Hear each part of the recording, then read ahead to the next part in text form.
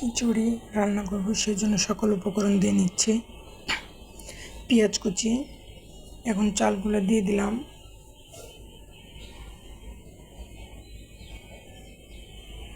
লবণ, ধনিয়া, মরিচ, হলুদ, কিছুটা তেল,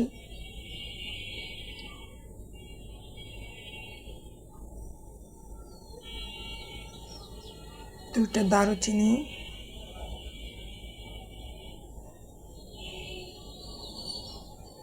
রসুন বাটা, জিরা বাটা, সকল উপকরণগুলো দিয়ে হাত দিয়ে সুন্দর করে মেখে নেব। মেখে নেওয়ার পর পরিমাণ মতো পানি দিয়ে দেব।